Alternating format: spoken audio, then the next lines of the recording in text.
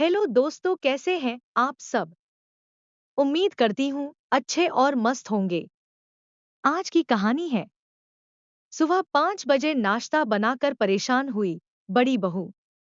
गांव के उस बड़े से संयुक्त परिवार में एक हलचल हर रोज सुबह 5 बजे से पहले ही शुरू हो जाती थी। वो कोई और नहीं बल्कि घर की बड़ी बहू संध्या थी। उम्र 32 की, पर चेहरा जैसे 42 का हो चला था। जब पूरा घर कंबल में सिकुड़कर करवट बदलता, संध्या अपनी ठंडी हड्डियों को समेटकर रसोई की। और बढ़ती गर्मी हो, ठंड हो, बरसात हो या तेज आंधी, उसके लिए अलार्म की जरूरत कभी नहीं पड़ी। उसके लिए तो घर के लोगों की उम्मीदें ही सबसे बड़ी घड़ी थी, जो हर सुबह समय से पहले टनटनाना शुरू कर देती। उस दिन भी ऐसा ही हुआ। सुबह 4:45 पर उसने अपनी आंखें खोलीं।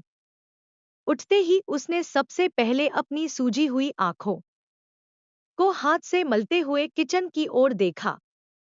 कल रात की झूठे बर्तनों की ऊंची ढेर आज भी उसका इंतजार कर रही थी। उसने बिना किसी शिकायत के अपने पुराने ऊनी स्वेटर को कंधे पर डाला और पानी गरम करने के लिए गैस चूल्हा जलाया। संध्या, जरा जल्दी करना, बाबूजी को 6 बजे की आरती में जाना है। सास की आवाज आई। वो जानती थी कि ये आवाज धीरे धीरे पूरे घर के कामों का आरंभिक बिगुल है। संध्या सुबह 5 बजे उठकर नाश्ता तैयार करने लगती थी। गैस की हल्की सी आवाज, बर्तनों की खटरपटर और फिर रसोई से आती मिर्च के तड़के की गंध से घर में सुबह हो जाती। लेकिन कोई उसका हाल पूछने वाला न था। जेठ जेठानी, सास ससुर, देवर देवरानी, सबको गर्मागर्म पराठे और चाय चाहिए होती थी। लेकिन किसी ने नहीं पूछा कि खुद संध्या कब खाती है। एक दिन देवरानी राधिका ने ताना मारते हुए कहा, दीदी आप तो रसोई में ही जन्मी है शायद। संध्या चुप रही, लेकिन उसकी आंखों में आंसू भर आए। वो जानती थी जवाब देने से बात बिगड़ेगी, और अगर बिगड़ गई तो सारा दोष उसी पर आएगा। संध्या कभी कॉलेज में टॉपर थी, उसे टीचर बनना था। दोस्तों, स्टोरी को पूरा अंत तक जरूर सुने। यदि आप हमारे चैनल पर नए हैं और अभी तक आपने चैनल को सब्सक्राइब नहीं किया है, तो प्लीज वीडियो को लाइक और चैनल को सब्सक्राइब जरूर कर लें। अभी कर लें, क्योंकि बाद में आप भूल जाएंगे। लेकिन शादी के बाद सब कुछ बदल गया। हर दिन रसोई, सफाई और दूसरों के ताने उसके सपनों की राख बना देते। लेकिन एक कोना ऐसा भी था उसके दिल में, जहां अभी भी वो चिंगारी जलती थी। एक दिन कुछ बनकर दिखाना है। उसने ठान लिया, घर का काम करूंगी, लेकिन खुद को खोने नहीं दूंगी। संध्या सबसे पहले चाय की तैयारी में जुट गई। अदरक को पीसते हुए उसकी हथेलियां दुखने लगी थीं। बर्तन धोते हुए ठंडे पानी से उसके हाथ लाल पड़ चुके थे। लेकिन चाय का स्वाद वही होना चाहिए था जैसे रोज होता है। बाबूजी की चाय अलग, देवर की अलग, सास की बिना चीनी वाली, ननद की दूध वाली और पति की ऑफिस वाली। थर्मस के लिए सब कुछ समय पर और सही स्वाद में। अरे भाभी, मेरे लिए टोस्ट भी सेक देना, मैं डाइटिंग कर रही हूँ, ननद ने सोते सोते आवाज लगाई। संध्या मुस्कुराई नहीं, बस हल्का सा सिर हिलाकर टोस्ट मशीन में ब्रेड डाल दी। फिर बेलन उठाया, आलू के पराठे बेलने शुरू किए।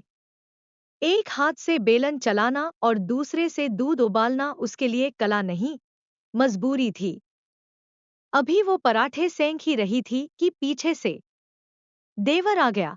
भाभी, मेरी शर्ट प्रेस कर दी क्या? आज इंटरव्यू है। संध्या ने जल्दी से गैस धीमी की और प्रेस लेकर बाहर चली गई। वापस आई तो देखा कि दूध उबलकर गंदा हो चुका है। वो चुपचाप पोंछने लगी। उसका दिन हर किसी की जरूरत से शुरू होता था, पर उसके खुद के लिए कोई जगह नहीं होती थी। नाश्ता सबका तैयार हो गया था। थाली में पराठे, दही, आम का अचार, सॉस और टोस्ट, जैसे कोई ढाबा चला रही हो। मगर इस सारे नाश्ते में एक थाली संध्या की नहीं थी।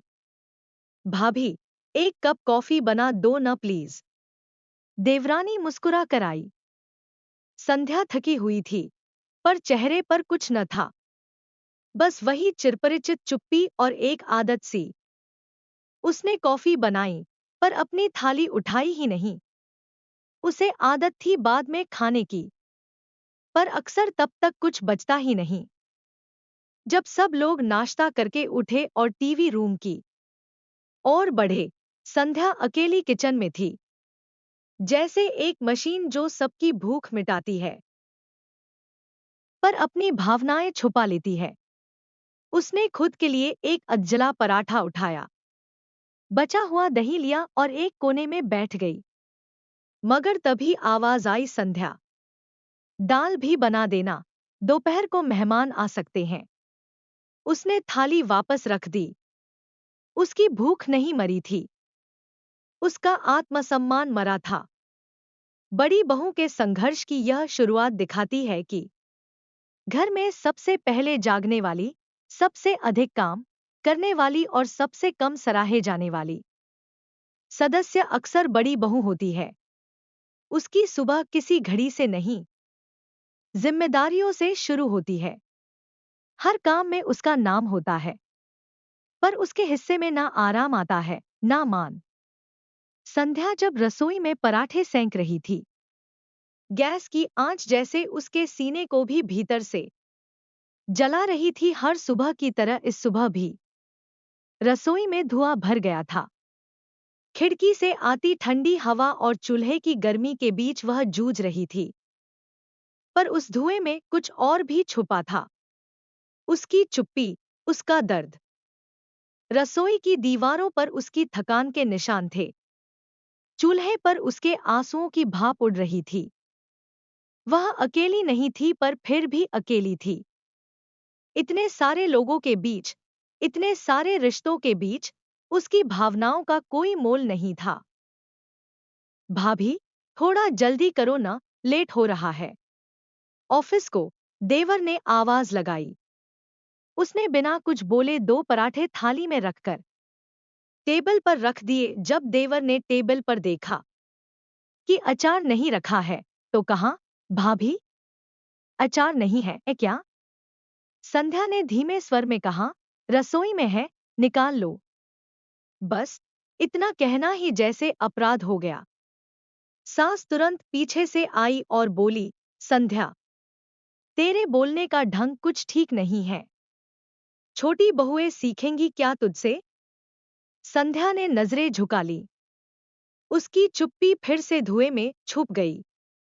वो जानती थी, कुछ बोलेगी तो वह बदतमीज कहलाएगी, और चुप रहेगी तो संस्कारी बहू मानी जाएगी।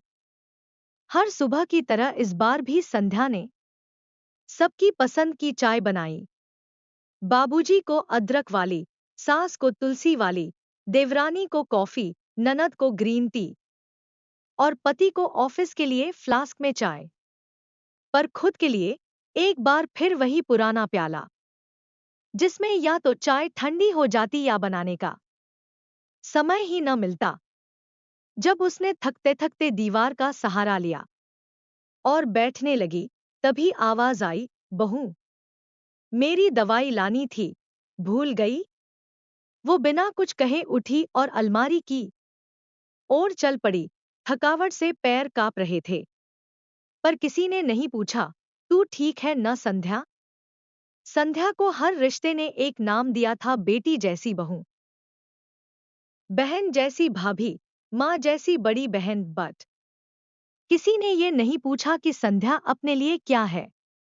उसके जीवन में कोई छुट्टी नहीं थी, कोई आराम नहीं। जब उसका मन कुछ देर बैठने को करता, तभी कोई कहता, भाभी, फ्रिज से पानी दे दो, या फिर दीदी, नाश्ते में पोहा बना देती न। पराठा नहीं खाना मन। हर कोई अपनी पसंद बताता था, पर संध्या की पसंद शायद उसे खुद भी अब याद नहीं रही थी कि उसे क्या अच्छा लगता है। घर में अब दो और बहुएं आ चुकी थी। मधु और रीना दोनों नई थी, सुंदर थीं, बोल्ड थीं, और सबसे बड़ी बात, वे खुद के लिए जीना जानती थी। जब उनसे कहा गया कि सुबह 5 बजे उठकर रसोई संभालो, तो मधु ने साफ कहा, हम दोनों नौकरी करते हैं तो बारी बारी काम करेंगे। रीना ने कहा, काम बांट ले तो ठीक, पर सब मुझसे न होगा। सबने बिना कुछ कहे मान लिया। कोई नहीं बोला कि यह संस्कार के खिलाफ है, पर संध्या जब कुछ कहती तो उसे जवाब मिलता, तू तो पुरानी बहू है, तुझसे तो उम्मीद है। एक दिन संध्या के मायके से एक चिट्ठी आई। माँ ने लिखा था, बिटिया, हर रोज तू दूसरों के लिए जीती है, पर कभी अपने लिए भी जी। क्या तू खुश है? जब तू छोटी थी, तेरी मुस्कान सुबह की रोशनी सी होती थी।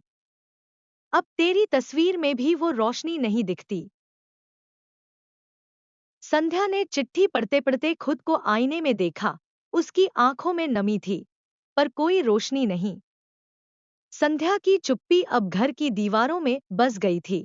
सबको उसकी उपस्थिति की आदत हो गई थी, जैसे घर का पुराना फर्नीचर जो जरूरी है, पर जिसके अस्तित्व पर किसी की नजर नहीं जाती। वो काम करती, पर आवाज नहीं करती। खाना परोसती, पर तारीफ नहीं मांगती। मुस्कराती, पर आंखें बोलती नहीं थी। एक सुबह सास ने रीना को आवाज लगाई, उठ रीना, रसोई देख ले। रीना ने कहा, मुझे आज लेट ऑफिस जाना है। नहीं उठा जा रहा। बस बात वहीं खत्म। सास ने संध्या को उठाया और कहा, तू तो समझदार है, कर देना।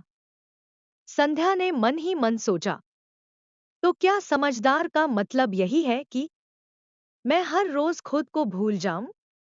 एक दिन संध्या सचमुच बीमार हो गई। तेज बुखार, गले में जलन और शरीर में दर्द। लेकिन उसने सोचा, अगर मैं न उठी तो नाश्ता कौन बनाएगा? उसने फिर भी उठने की कोशिश की, पर गिर पड़ी। सारा घर परेशान हो गया। पराठे कोई सेंक न पाया, चाय कोई बना न पाया। देवर ऑफिस लेट हुआ। सास को दवा टाइम से न मिली।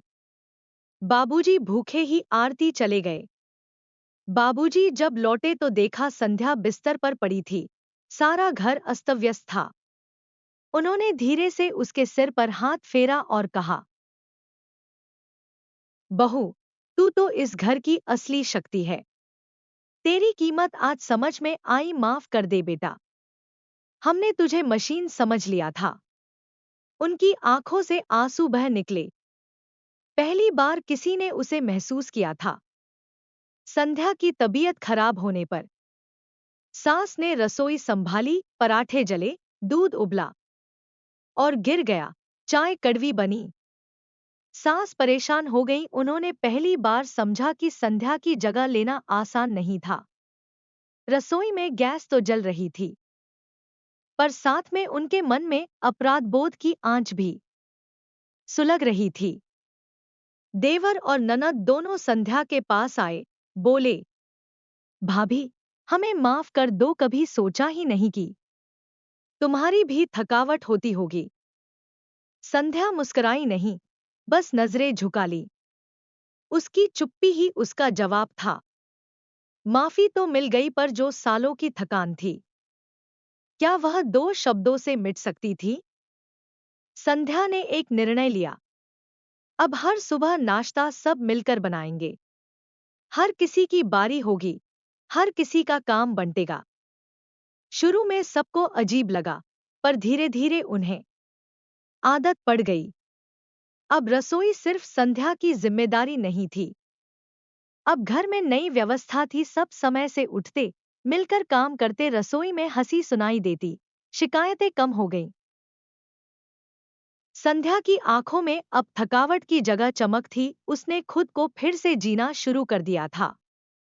अब सब उसे सिर्फ बड़ी बहू नहीं, घर की माँ कहते थे। उसकी समझदारी, सहनशीलता और त्याग ने पूरे परिवार को बदल दिया। संध्या जानती थी, अगर वो बोलती नहीं तो कभी सुनी नहीं जाती। अब उसने अपनी आवाज को पहचान दी थी और उसका सम्मान पूरे परिवार ने किया। दोस्तों, इस कहानी से हमें यह सीख मिलती है कि कभी-कभी सबसे चुप रहने वाला इंसान ही सबसे ज्यादा सहन करता है। मगर बदलाव तब आता है जब वह अपनी चुप्पी को आवाज में बदलता है और पूरे घर को जीने का एक नया तरीका सिखा देता है। प्यारे दोस्तों, यह कहानी यहीं पर समाप्त होती है। आपको यह कहानी कैसी लगी? कमेंट बॉक्स में जरूर बताएं। अगर आपको हमारी ये कहानी पसंद आई हो तो कृपया हमारे वीडियो को लाइक, शेयर और चैनल को प्लीज सब्सक्राइब जरूर कर लें। इससे हमें मोटिवेशन मिलता है और आप तक ऐसी ही प्रेरणादायक और मजेदार कहानियां सबसे पहले पहुंचती रहेगी। प्यारे दोस्तों, नमस्कार।